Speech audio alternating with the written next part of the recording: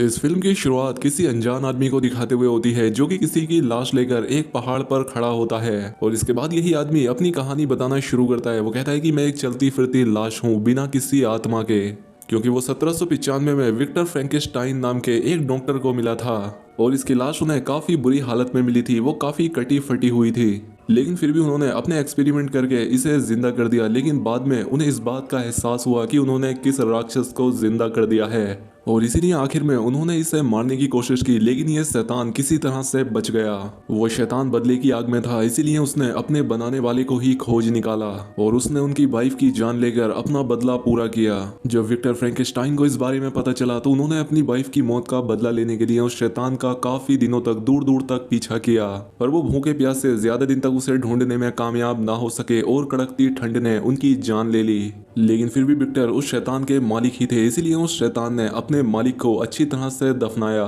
उनकी उसी किताब के साथ जिनमें वो सारे राज लिखे थे जिनसे उन्होंने इस शैतान को बनाया था। उस शैतान ने उन्हें उनकी वाइफ के पास ही दफनाया, लेकिन जब शैतान को लगने लगा कि यही अंत है तो अब यहीं से उसकी एक नई जिंदगी शुरू होती है, क्योंकि एक राक्षसों का बड़ा झुंड उस पर हमला करने लगता है, क्योंकि कोई ऐसी वजह है जिस वजह से वो राक्षस उसे अपने राजा नावेरियस के पास ले जाना चाहते हैं। वो राक्षस उस शैतान यानी कि एडम पर भारी पड़ने लगते हैं, लेकिन जैसे ही एडम एक खास तरह के ट्राइडेंट से उस शैतान को मार गिराता है तो उस राक्षस के जमीन में समाते ही एक अजीब से पत्थर के जानवर में जान आ जाती है और उसी की तरह कई और जानवर जिंदा हो जाते हैं। वो उन राक्षसों को जाकर मार देते हैं जो कि एडम पर अटैक कर रहे होते हैं और इसके बाद वो अपने इंसानी रूप में आकर फ्रैंकेस्टाइन को उठाकर अपनी रानी लियोनोर और गिडियन के पास लेकर आते हैं। यहाँ पर हमें आगे बताया जाता है कि ये जो राक्षस हैं ये गारगोइल हैं, जिन्हें पृथ्वी पर बाकी बुरे राक्षसों से लड़ने और मानवता की रक्षा करने के लिए आर्च एंजल माइकल ने इन्हें बनाया था। सुपर नेचुरल पावर वाली रानी लियोनोर एडम के मन को पढ़ने के बाद वो समझ जाती है कि शैतान को कैसे जन्म दिया गया, इसीलिए वो इसे एडम का नाम देती है और अब वो एडम को इनकी बुरे राक्षसों के खिलाफ हो रही जंग के बारे में बताती है कि स्वर्ग में माइकल बनाम सैटर्न के युद्ध हारने के बाद सैटर्न ने अपना बदला लेने के लिए हजारों की तादाद में राक्षसों को पृथ्वी पर भेज दिया, क्योंकि वो सभी मिलकर एक ऐसी जंग को अंजाम देने वाले हैं जिससे कि गॉड की क्रिएशन यानी कि इंसानों का नामो निशान तक धरती से मिट जाएगा और हमारा काम इन राक्षसों को ऐसा करने से रोकना है। लेकिन इंसानों को अभी इस बारे में नहीं पता, वो इस बात से बिल्कुल बेखबर हैं। लेकिन एडम की शक्तियां देखने के बाद रानी लियोनोर उसे अपने साथ मिलकर काम करने के लिए कहती है, लेकिन एडम रानी से साफ इनकार कर देता है क्योंकि वो अपनी जिंदगी अकेले बिताना चाहता था। लेकिन वो एडम के जाने से पहले उसे एक खास तरह का हथियार देते हैं जिससे वो उन राक्षसों से खुद की हिफाजत कर सके, क्योंकि अभी तक किसी को कोई खबर नहीं थी कि आखिर राक्षस एडम के पीछे क्यों थे और ये एक ऐसा हथियार है जिनसे वो उन राक्षसों को आसानी से नर्क भेज सकता है। और अब इसीलिए एडम सबसे दूर रहने के लिए दुनिया के किसी कोने में जाकर अपनी जिंदगी बिताने लगता है। लेकिन वो राक्षस कहीं पर भी उसका पीछा नहीं छोड़ते और अब देखते ही देखते ऐसे ही 200 साल बीत जाते हैं। उसके आसपास की दुनिया अब पूरी तरह से बदल चुकी थी, लेकिन एडम अभी भी बिल्कुल वैसा ही था। लेकिन अब वो उन राक्षसों से तंग आ चुका था और अब इससे पहले कि वो राक्षस उसका शिकार करें, एडम उन राक्षसों को ढूंढकर उनका शिकार करने लगता है। लेकिन जब एक दिन एडम ऐसे ही उन राक्षसों को मार रहा होता है तो एक मासूम इंसान की जान चली जाती है,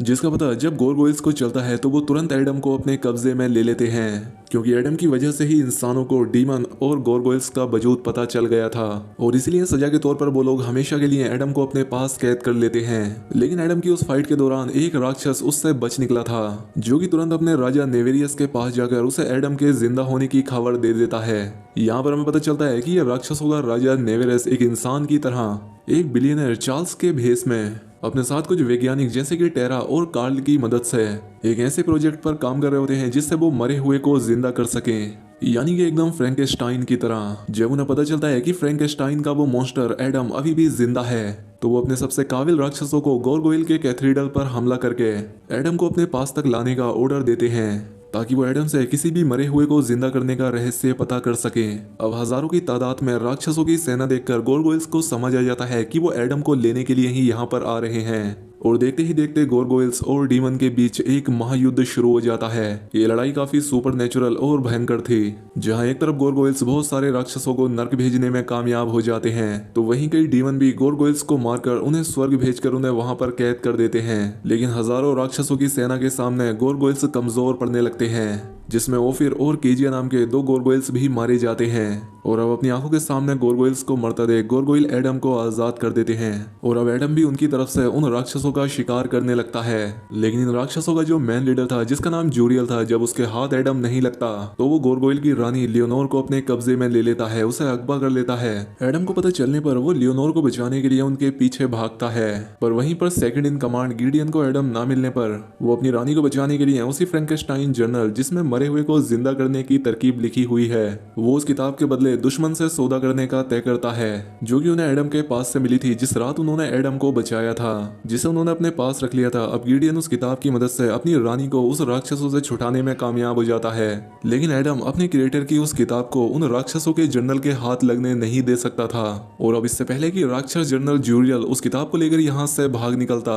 एडम और राक्षसों के बीच यहाँ पर एक और युद्ध शुरू हो जाता है। लेकिन फिर भी आखिर में जूरियल भाग निकलता है, जिसका पीछा करने के बाद जब एडम नेवेरियस की सीक्रेट लैब के अंदर जाता है तो यहाँ आने के बाद एडम इनका प्लान समझ जाता है कि मिलियन ऑफ डीमन स्पिरिट जो कि नर्क में कैद हैं, उन सभी को वापस जिंदा करने के लिए ये वेसल्स तैयार किए जा रहे हैं, क्योंकि राक्षस की आत्मा ऐसे ही शरीर में दाखिल हो सकती है जिसकी कोई आत्मा ना हो, और एक बार इन वेसल्स में राक्षसों की सोल दाखिल हो जाने पर वो एडम के क्रिएटर फ्रैंकेनस्टाइन की उस बुक की मदद से वो एडम जैसी सेना तैयार कर लेंगे। जूरियल ने वो बुक अपने कमांडर को दे दी होती है, जो कि वो कमांडर उस बुक को उन साइंटिस्ट को दे देते हैं ताकि उस बुक को समझकर इनके मकसद में इन्हें कामयाबी दिला सके, क्योंकि ये वैज्ञानिक बिल्कुल बेखबर हैं कि ये जिसके लिए काम कर रहे हैं वो इंसान की शक्ल में छुपा हुआ एक राक्षस है। लेकिन इससे पहले कि साइंटिस्ट उस बुक को ट्रांसलेट करके अपने काम में लगते, एडम इस लैब में घुस आता है। वो उस किताब को इन साइंटिस्ट से छीनकर यहाँ से भाग जाता है, लेकिन वो बुक एडम को भी समझ नहीं आती, वो भी इसका मतलब नहीं निकाल पाता, और इसका मतलब निकालने के लिए एडम को उसी साइंटिस्ट की जरूरत पड़ेगी। इसीलिए वो दिन छिपने पर टेरा का पीछा करता है और वो उससे मिलकर उससे उस बुक को समझने में उसकी हेल्प मांगता है। और इससे पहले कि टेरा गोरगोइल्स और डीमन की कहानी पर यकीन करती,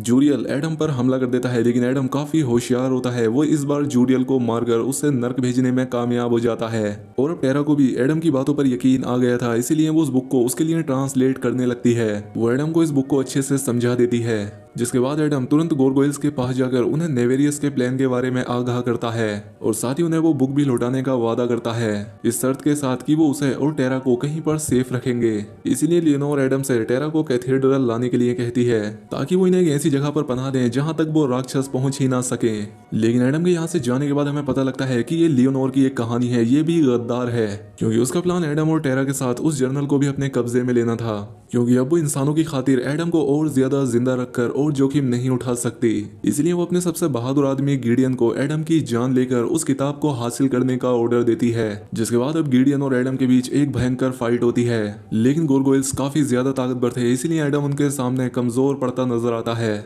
लेकिन एडम काफी होशियार था, आखिर में वो गिडियन को भी मारकर उसे स्वर्ग पहुंचाने में कामयाब हो जाता है। और लियोनोर की धोखाधड़ी के बारे में उसे पता चलने के बाद वो सबसे पहले उस किताब को ही नष्ट कर देता है, ताकि फ्रैंकेनस्टाइन की खोज एक रहस्य बनकर रह जाए। लेकिन वही नेवेरियस ने टेरा को अगवा कर लिया होता है, क्योंकि वो समझ गया था कि टेरा एडम के लिए काम कर रही है, और साथ ही ये भी कि उसने उस किताब का अनुवाद कर लिया है। इसलिए वो टेरा के सामने उसके पार्टनर का गला दबाने लगता है उसे मारने के लिए। वो टेरा से कहता है कि मुझे सब कुछ बताओ, मेरे लिए ये एक्सपेरिमेंट बहुत जरूरी है, वरना मैं इसकी जान ले लूंगा। और अब मजबूरी में टेरा को उसकी बात माननी पड़ती है, और अब देखते ही देखते नेवेरियस का 200 साल पुराना सपना पूरा करने में टेरा कामयाब हो जाती है, और अब धीरे धीरे उन सभी वेसल्स में जान आने लगती है। वहीं राक्षसों का खात्मा करने के लिए सबसे पहले एडम अपने पीछे उन गोरगोइल्स को लगाकर नेवेरियस के लैब के पास आता है, जिससे लियोनोर को समझ आ जाता है कि यहीं पर नेवेरियस की सालों पुरानी मरी हुई सेना दबी हुई है, और इसीलिए एडम उन्हें यहाँ पर अपने पीछे लगाकर लाया है। नेवेरियस को पता चलने पर अब उनका सबसे खूंखार राक्षस उसे खत्म करने के लिए आगे बढ़ता है, लेकिन उन्हें कोई भी खबर नहीं होती कि गोरगोइल्स की पूरी सेना ने उन्हें चारों तरफ से घेर लिया है।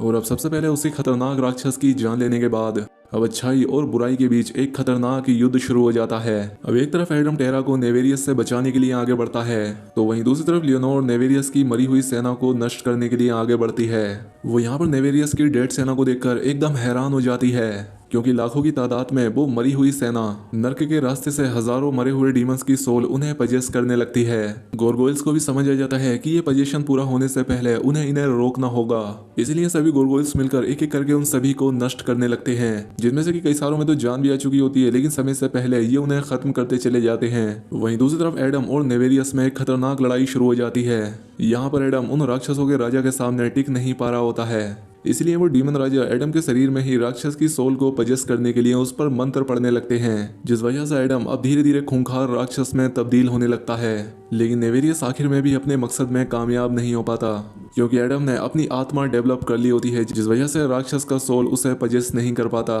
क्योंकि राक्षस सिर्फ बिना सोल के शरीर को ही पजेस कर सकते थे। और अब एडम को जब मौका मिलता है तो मौका मिलने पर वो डीमन के राजा को भी मार देता है और उसे भी नर्क भेज देता है। और ऐसा होते ही नेवेरियस की ये पूरी लैब ढहने लगती है और नेवेरियस के मरने के बाद उनकी राक्षसों की सेना भी वापस नर्क में खींच ली जाती है। नेवेरियस की ये पूरी जगह जमीन को फाड़कर उसके अंदर समाने लगती है, जिसमें कि एडम और टेरा की भी गिरकर जान जाने ही वाली होती है कि तभी सही समय पर लियोनोर आकर उन्हें निकाल लेती है। आखिर में लियोनोर एडम को गिडियन की जान लेने के लिए भी माफ कर देती है। आखिर में एडम टेरा से भी विदाई लेता है और साथ ही ये कसम खाता है कि वो आगे भी इंसानियत को बचाने के लिए इन राक्षसों से अपनी जंग जारी रखेगा। और फिल्म के आखिर में वो खुद को एक नाम देता है, फ्रैंकेस्टाइन। और यहीं पर ये फिल्म खत्म हो जाती है। तो दोस्तों, अगर ये वीडियो पसंद आई हो तो वीडियो को लाइक और कमेंट करके ज़रूर बताएं। साथ ही अगर चैनल पर पहली बार आए हैं तो सब्सक्राइब भी कर लें। मिलते हैं हमारी अगली वीडियो में।